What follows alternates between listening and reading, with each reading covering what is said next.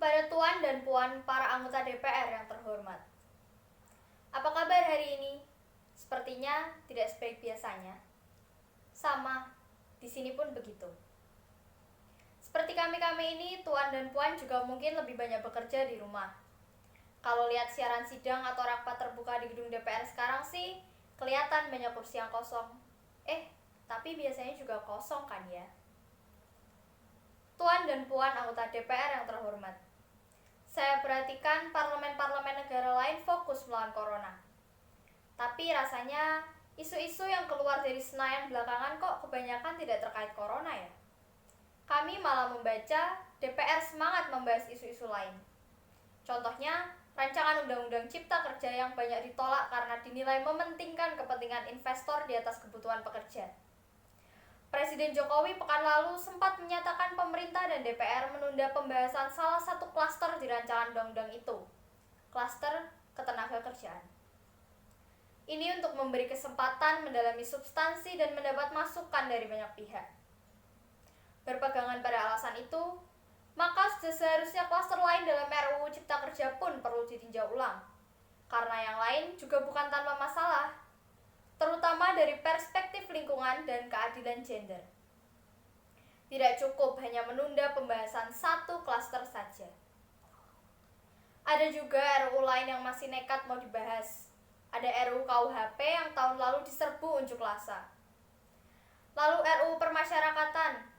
Ada koruptor yang sudah ngebet pengen bebas kah? Apa kabar Pak Yasona?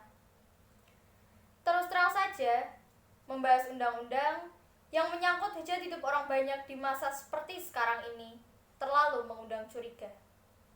Gara-gara pandemi, yang jatuh cinta saja berani menunda nikah loh. Ini DPR kok buru-buru banget kayak lagi dikejar setoran.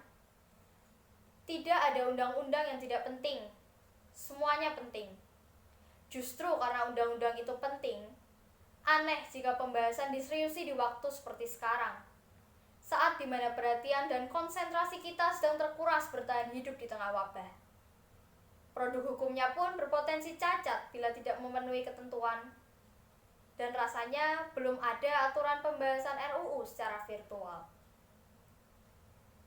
Jika ngotot menuntaskan Omnibus Law atau RUU KUHP atau RUU Permasyarakatan, jangan salahkan jika ada yang menilai DPR tidak menjadikan perang melawan corona sebagai prioritas.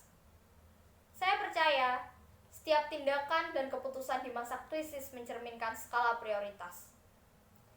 Atau memang inikah prioritas wakil-wakil rakyat kami saat ini?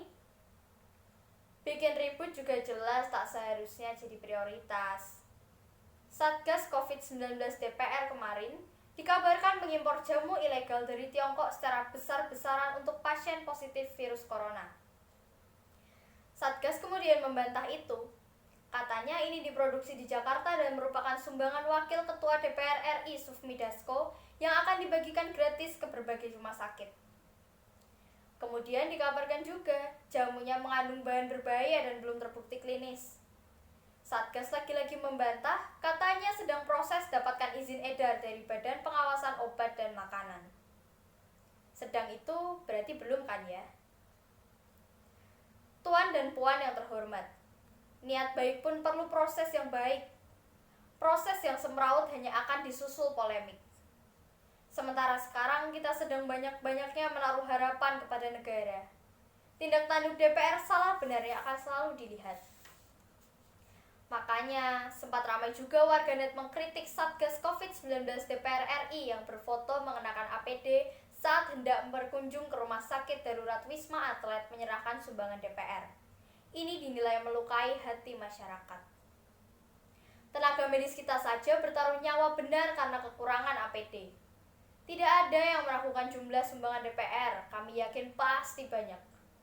Namanya juga DPR, beli ribuan rapid test saja mampu, ngeborong jamu apalagi. Tapi ini soal rasa dan empati. Kecuali ya, kalau yang dipakai anggota DPR itu APD yang lain, alat pelindung dewan. Salam hormat dari kami yang kalian wakili.